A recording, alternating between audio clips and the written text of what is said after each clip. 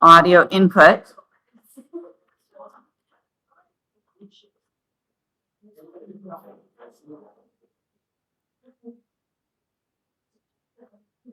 Testing, 1, 2, 3. Yay, it's working. Okay.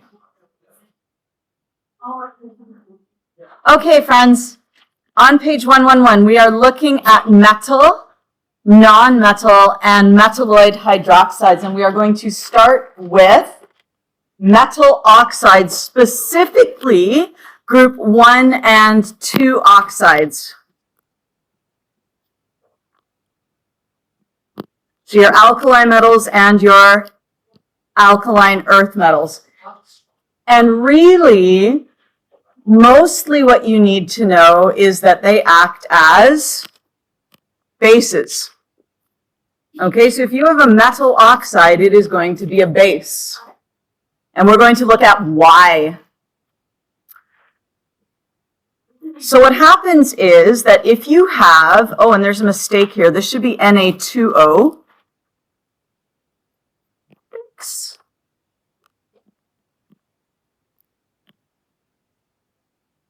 If you have Na2O, it dissociates into 2Na. And I also need to fix this because these little things are supposed to point there. That's supposed to point there. We have O2 minus. What do you know about O2 minus? It is a strong base. It's a strong Bronsted-Lowry base, yes? So whenever you have something that dissociates to give you O2 minus, it's going to be basic because the O2 minus will act as a strong Bronsted-Lowry base. So the oxide ion, O2 minus, undergoes 100% hydrolysis, and that is because it is a strong base.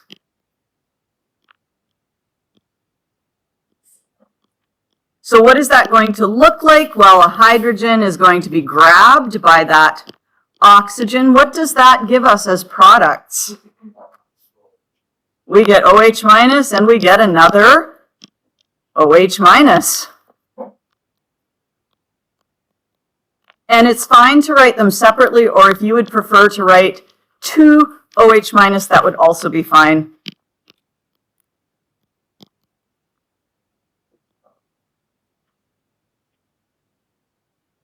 So what I would like you to do is I would like you to just practice that really quickly. Let's show how barium oxide produces hydroxide in solution. Start with the dissociation of barium oxide and then show the hydrolysis. Go for it.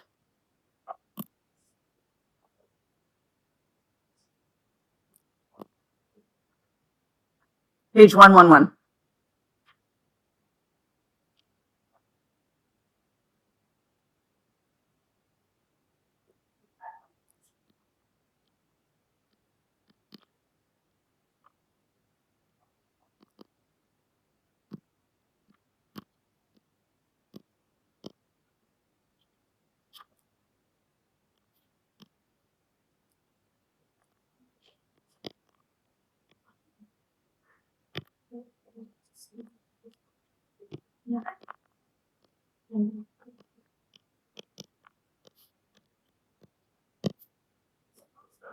Yes. That which, what, who?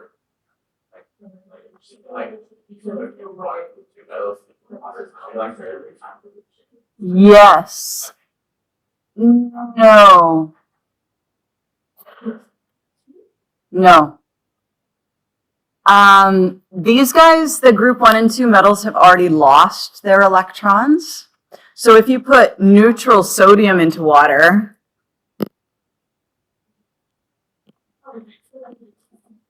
you will end up with, you'll end up with NaOH plus H2. But this is Na0 and this is Na plus 1. Yes? Whereas with these ones, you're already starting with that electron gone. So up here, you see we already had Na plus. It's still just Na plus. The reason that the alkali metals and alkaline earth metals are so reactive is because that electron is held very loosely, because it's a valence electron. It's on the far left side of the periodic table. So compared to anything further right in the same row, it has less protons, yes? So it has less electronegativity, so those electrons are going to be more easily removed. Yeah, okay? All right.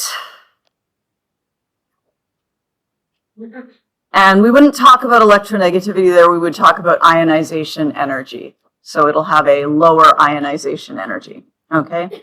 So now what we can do is we can combine these two things into one overall formula equation. All right, so instead of writing it in two steps where they first dissociate and then form the hydroxides, you can just write it as the metal oxide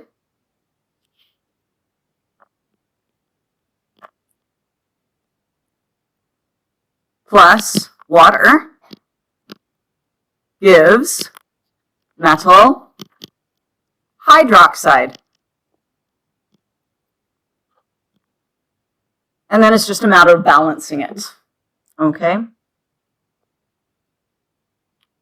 So let us try one. Actually, let's try two. Why don't you write those equations for when we have calcium oxide with water and lithium oxide with water, and how they become what they become.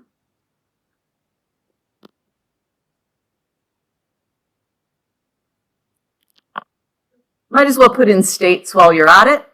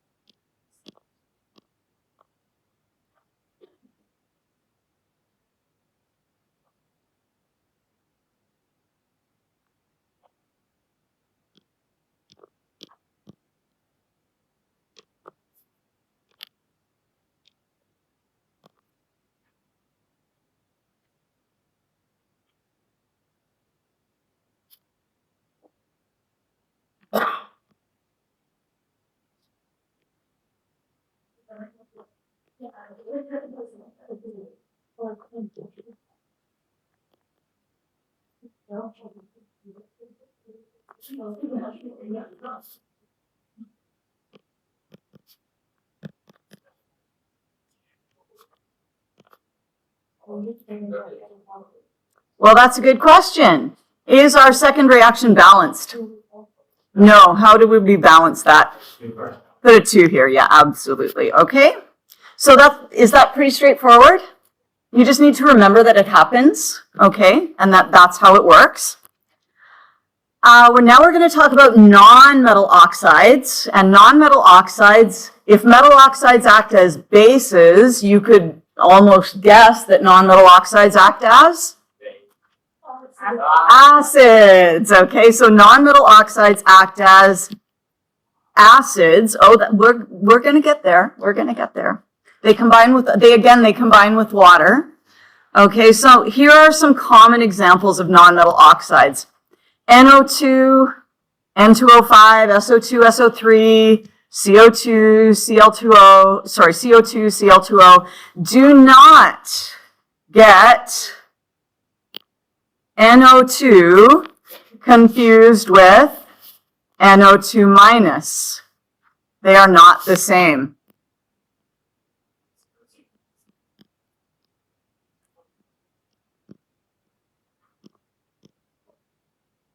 Okay, same thing. SO3, sulfur trioxide, is not the same as sulfite. Okay, this one is not sulfite. Sulfite has the 2 negative charge. Nitrite has the -1 charge. So just watch out for that, okay? So here is basically how you deal with these. You take your non-metal oxide, you take your water, and you cram them all together into one formula. Yes? So we have 2 hydrogens, and we have 2 hydrogens. We have 1 sulfur, and we have 1, 2 plus 1 is 3 oxygens, and we have 3 oxygens. Okay, squish them together. Squish it all together. Now, this doesn't work every single time, but for most of them it does. Okay?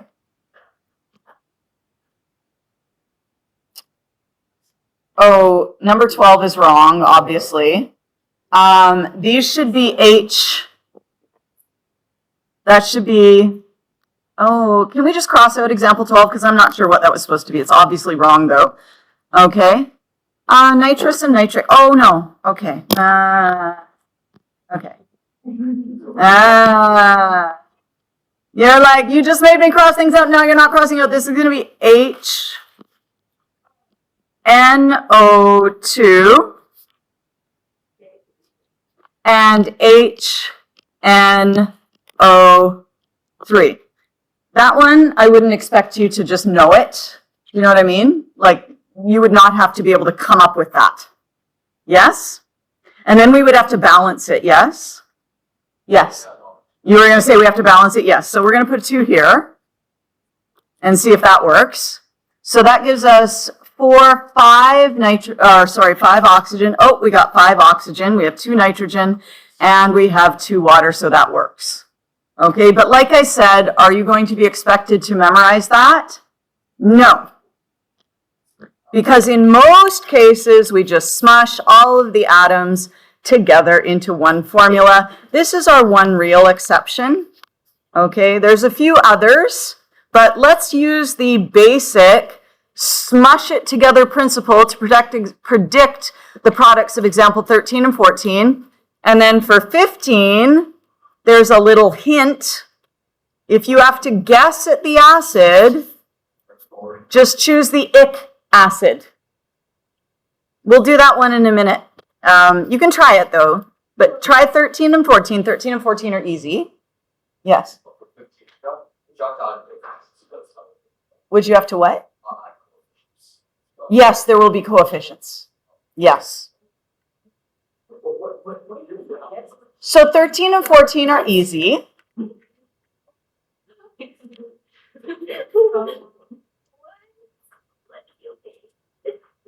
Are 13 and 14 not easy?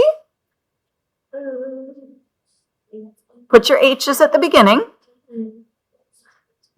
Yep.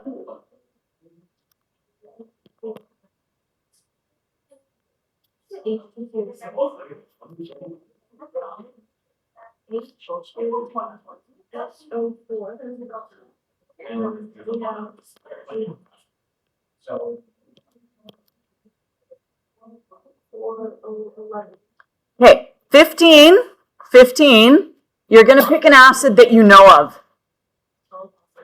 You're not going to make up an acid. You're going to pick an acid that you know.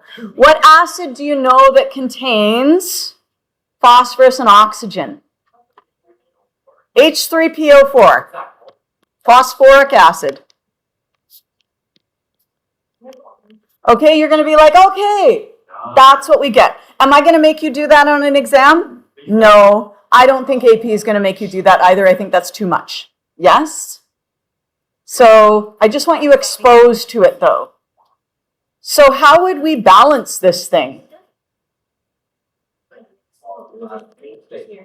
Let's try a 4 here. Yeah? And then how many hydrogens do we have? We have 12. So let's put a 6. Does that work for everything now? Yeah.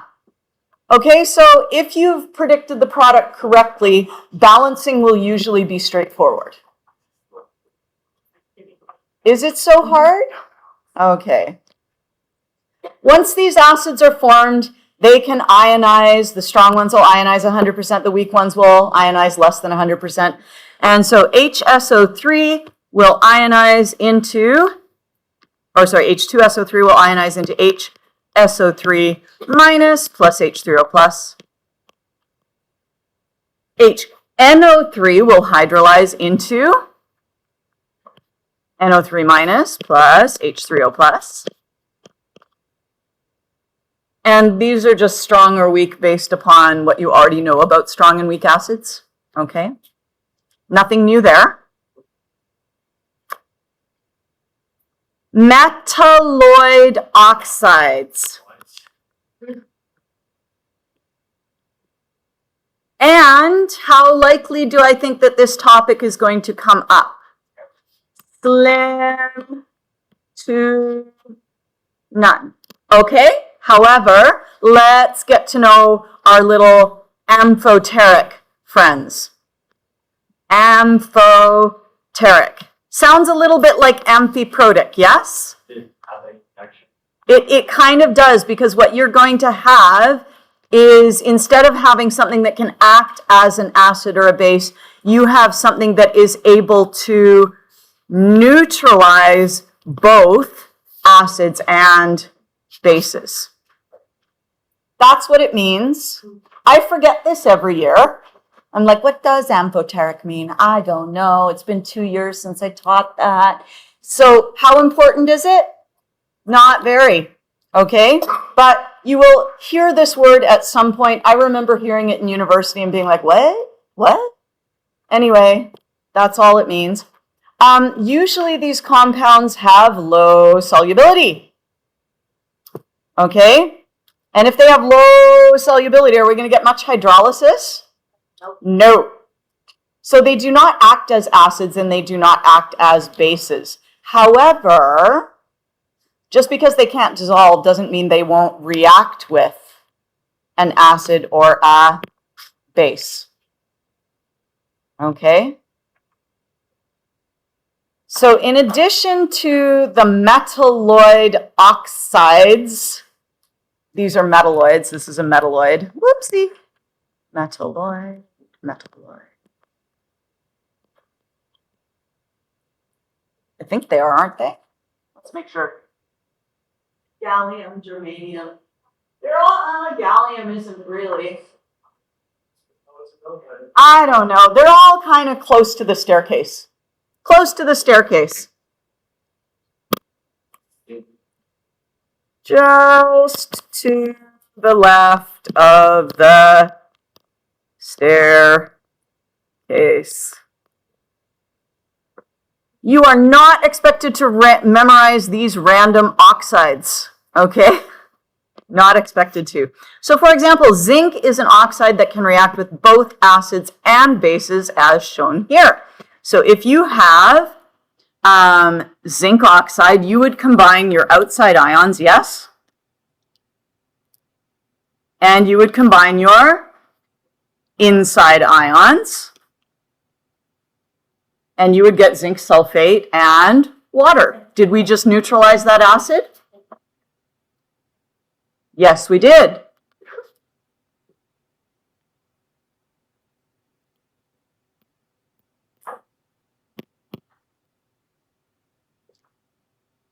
Now, if we have NaOH, it does some weird, funky thing, okay, which I do not understand.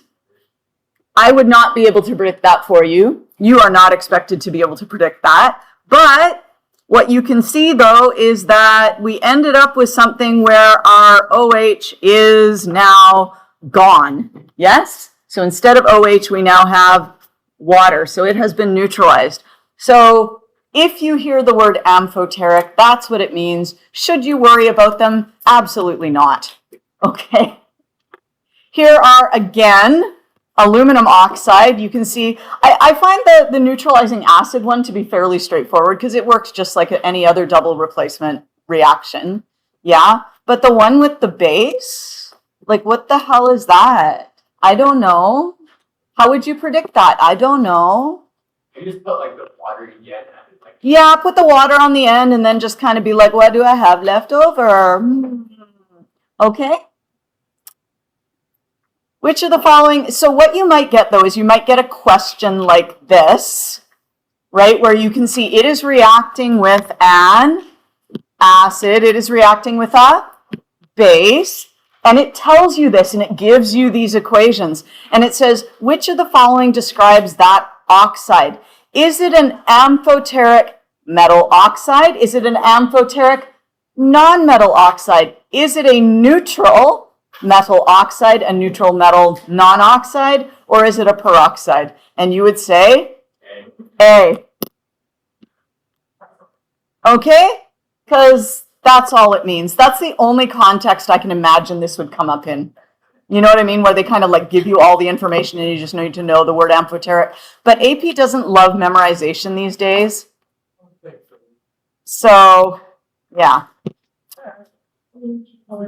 Now we are on page 114. And we're going to learn the word anhydride.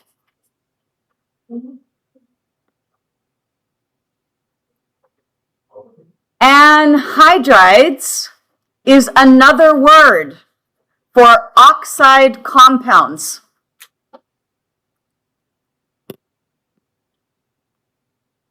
So what we just learned about those oxides, those were anhydrides.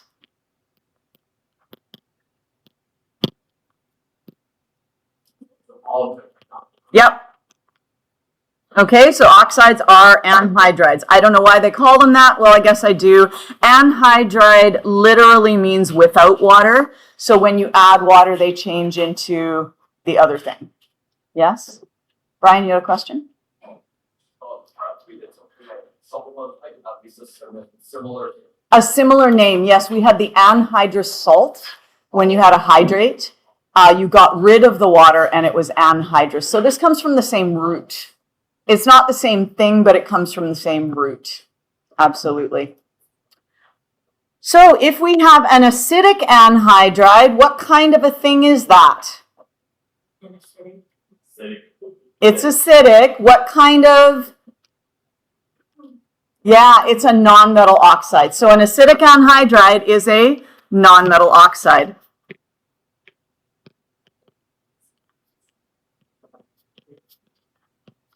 Uh, 114?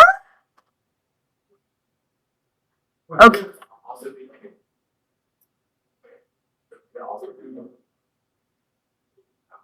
No, because those just neutralize acids and bases. They don't act as acids and bases in water. Okay, if you put them in water, they just don't dissolve or do anything. Okay, so acidic anhydrides are oxides of the elements on the,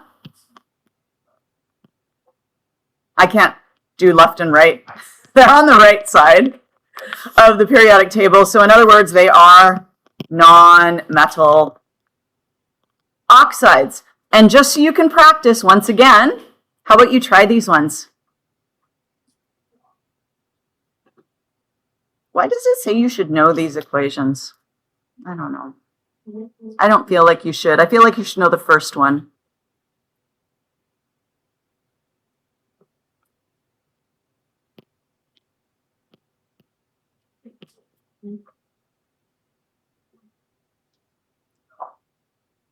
I don't feel like you should know the second one.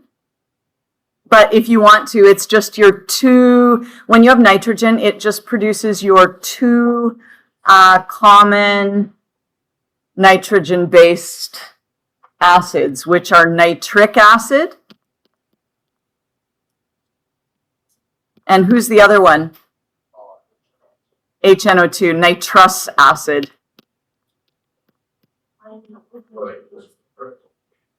I think we can cross that out. Let's cross out, you should know these equations. I don't think you need to.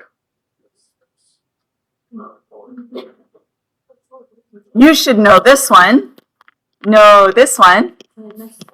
Yeah. Because it is. That's just how they react. That's why, no. Have you ever heard of HNO4? Have you ever heard of an ion called NO4 minus? The H2. Oh, this should be a 4. Yes, you're absolutely correct. I'm so sorry. so sorry. That should be a 4.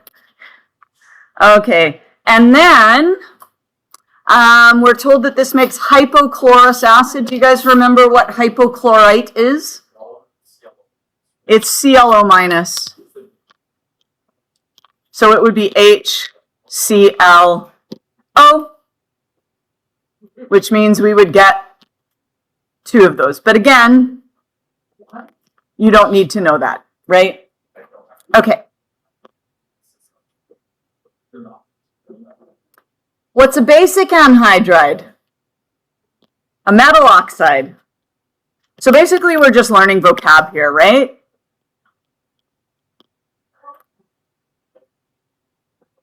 Basic anhydrides are oxides of the elements on the, now I'm writing the right side, but I'm in the left. Left side of the periodic table. In other words, they are metal oxides. Do you feel like you want to write these, or are you good? Because we just did them. I mean, you can do it. NaOH, CaOH, 2. Make sure that one's balanced, and there we go. There are some exercises in Hebden if you want to read and do, if you're feeling like you need some practice on that. Here is some AP Chem stuff. But again, I don't know how important this is.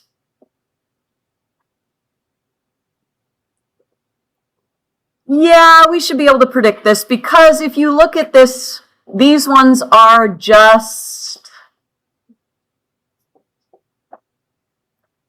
how would you treat this? Treat it as a double replacement, okay?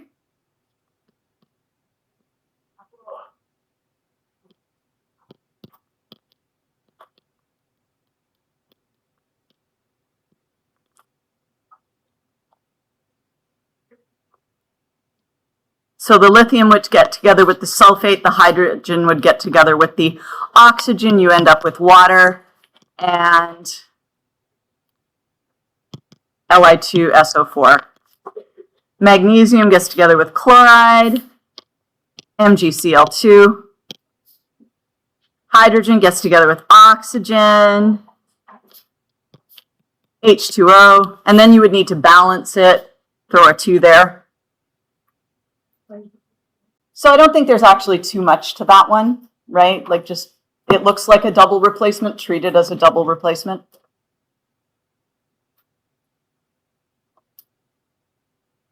If metal oxides react with acids, what do you think non-metal oxides react with? Bases. Okay, so here we have SO2 plus NaOH gives, or sorry, that should be CO2. Can we fix that? CO2. Fix. Plus NaOH gives Na2CO3 plus water. Now, to me, this seems really complicated, and I'm like, I don't know how that happened, right? I'm like, what? How? Who? What? What I would tend to do with this is I would tend to say, okay, this is a gas, but when it goes into water, what does it become? CO2 plus water becomes carbonic acid, H2CO3. And now what I have is I have H2CO3 plus NaOH. Would this be easier to predict the products? Yeah. Right? So if you can recognize that this is aqueous, so that means there's lots of water.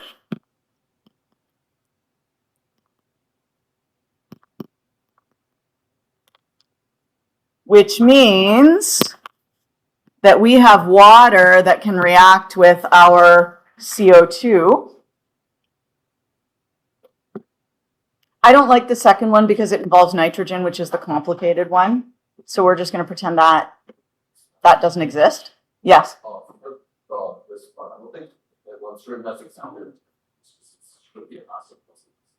Oh, like you spoke now. But I don't think it's Huh? Oh, that should say NaOH.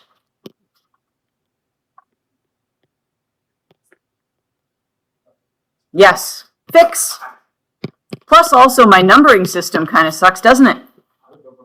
Example 910, example 1819, example 910. Woo! Look at that. Fix example numbers.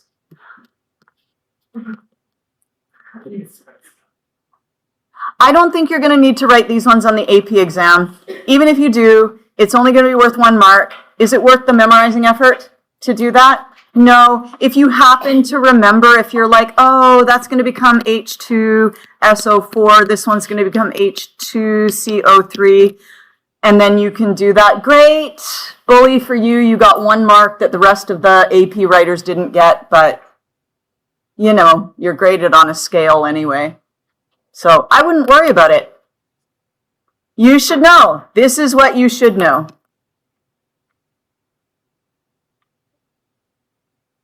You should know metal oxides are basic, non-metal oxides are acidic. You should know that metalloid oxides are amphoteric, whatever the hell that means. When I say that, it doesn't mean you need to know what amphoteric means. It doesn't mean you need to be able to write any equations. It just means you need to know that it exists. It is a word, and metalloid oxides are amphoteric. We've talked about it, so if you want to learn what it is, that's fine. If you want to stick that in your head, you can. You should know the reactions of metal oxides with water and the reaction of non-metal oxides with water. Those are fairly straightforward. When it's non-metal, just squish it all together. When it's a metal oxide, it makes a metal hydroxide. And that's it. Okay? This is for your interest only. If you are interested in seeing that, you can. I don't think it's a big deal.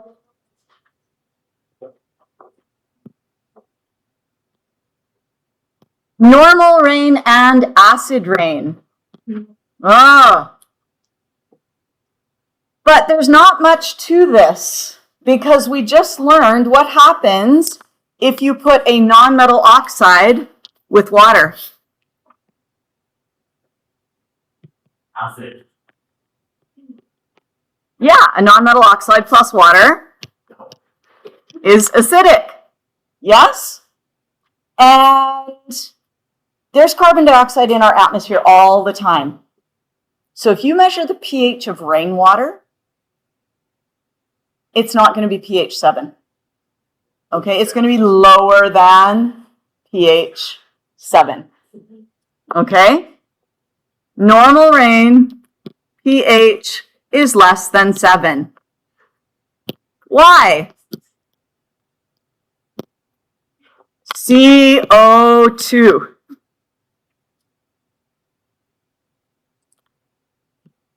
So you need to know about normal rain, CO2. That then becomes, what would the products of CO2 and water be? H2, CO3. And what would that dissociate into?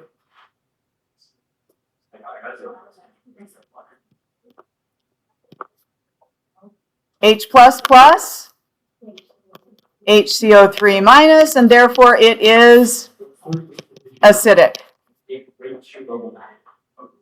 So, natural rainwater can have a pH as low as 5.6. Now, how are you going to remember that number? You're going to remember that it's not 6, 7, it's 5, 6. 6, 7.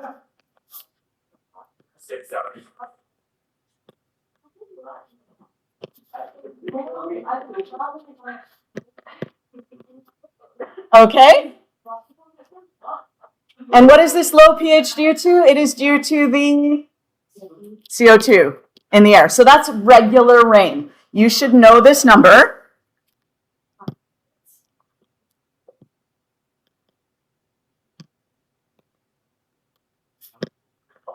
Okay? Now, if you have a pH that is lower than, if rain has a pH lower than, what's the number? 5.6. It is called acid rain. Have you guys heard of acid rain? Okay. Acid rain is caused by acidic anhydrides. What are acidic anhydrides? Non-metal oxides. Not counting CO2 because CO2 is just normal rainwater. Although the increased carbon dioxide in the atmosphere is responsible for the acidification of our lakes and oceans and is contributing to like the death of coral and things like that. Wait. So like, if we put a better oxides in water, is that like, would that help? Yeah, you have to be careful with things like that because then you're like, okay, am I messing it up worse than I was before? But they have done certain things where they've had, they have added things to water to make it less acidic. I can't think of what they were offhand, but you have to be careful that you don't do like the mongoose thing, right? There were snakes in Hawaii and then they were like, oh, let's bring in mongoose to hunt the snakes. And then the mongoose ate all the birds' eggs. And so they're like a hazard now, right? So don't bring in something that's going to cause more problems. Okay. 2 main sources. You are responsible for knowing these.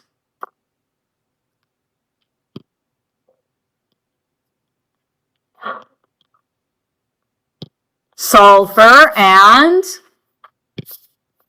nitrogen.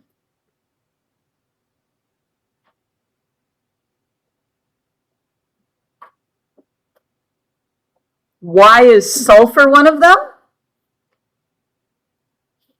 Because one of our strong acids is H2SO4. Yes? One of our strong acids is HNO3. Again, strong acid.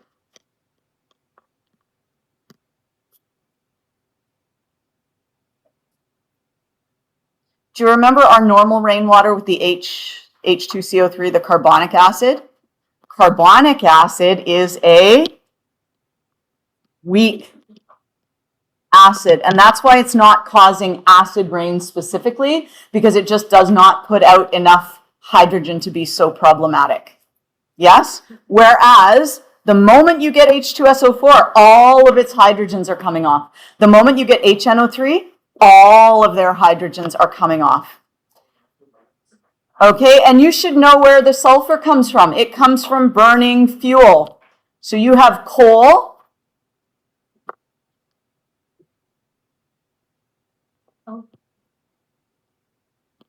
which is what made of what element? It's made of carbon, but it has sulfur impurities.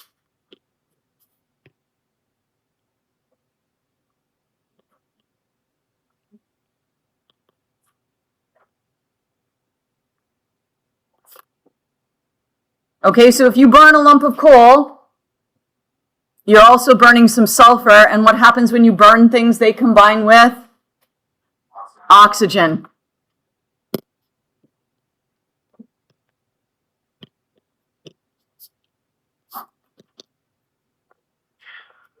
So you'll get CO2 and you'll get SO2. And those are going to cause problems. We'll talk more about this tomorrow. We'll go over questions from the review tomorrow. We'll talk a little bit more about buffers tomorrow and specifically calculations with buffers. Yes? How does it affect things?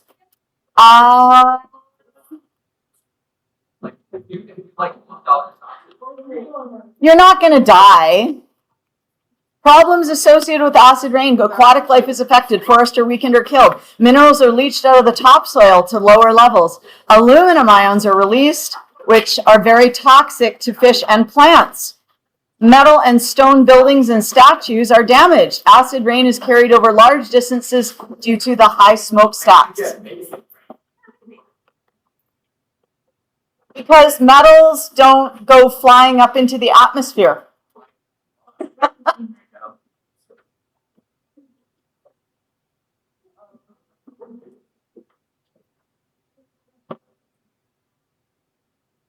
I